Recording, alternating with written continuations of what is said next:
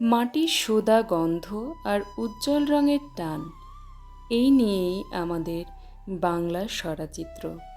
এবার আমার তুলিতে ধরা দিলেন বিদ্যার দেবী মা সরস্বতী। স্বরাচিত্র কেবল একটি শিল্প নয়, এটি আমাদের শেকড় আর ঐতিহ্যের প্রতিচ্ছবি। এই ভিডিওতে আমি ধাপে ধাপে দেবীর রূপ ফুটিয়ে তোলার চেষ্টা করেছি। ভিডিওটা শেষ পর্যন্ত দেখলে সরা পেন্টিং এর ধাপগুলো আপনি সহজেই শিখে নিতে পারবেন।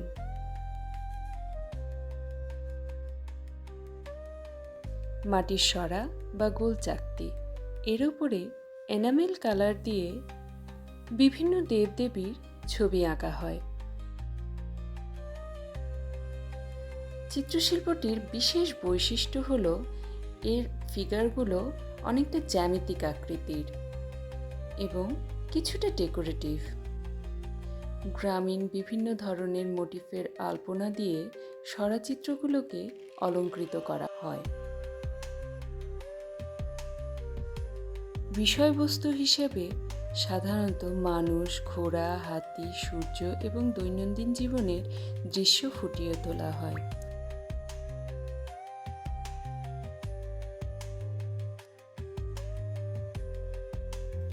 বাংলার স্বরাচিত্র, এটি বাংলার এক অনন্য লোকশিল্প। মাটির তৈরি গোল চাকতি বা সরার উপর আঁকা লক্ষ্মী সরা বেশ সমাদৃত। ফরিদপুর ও ঢাকা অঞ্চলে এই শিল্পের দীর্ঘ ঐতিহ্য রয়েছে।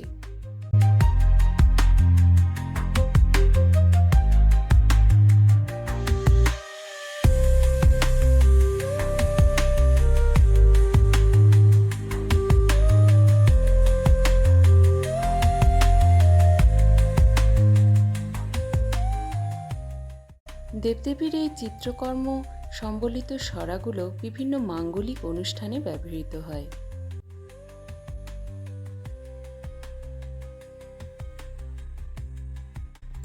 সরাগুলো সাধারণত সাইজে একটু বড়ই হয়, কিন্তু আমি খুঁজে পাইনি বলে ছোট বাচ্চাদের খেলনা থাল নিয়ে এসেই সরার কাজটা চালিয়ে দিয়েছি। এতে করে একটা লাভ অবশ্যই হয়েছে, সেটা হলো স্বরাচিত্রের মিনিয়েচার পেইন্টিং। প্রথমে মাটির থালা বা সরাটিকে আমি শিরিষ কাগজ দিয়ে ডলে নিয়ে তার উপর জেসো করে নিয়েছি। জেসোর কোটটা দিয়ে রাখলে আঁকার সারফেসটা প্লেন হয়। এরপর একটা সাধারণ লেআউট করে একে একে মায়ের প্রত্যেকটা অংশে রং তুলি দিয়ে রং দিয়েছি। তারপর শুরু হলো হালকা শেডিং আর ডিটেইলিং এর ব্যাপারটা।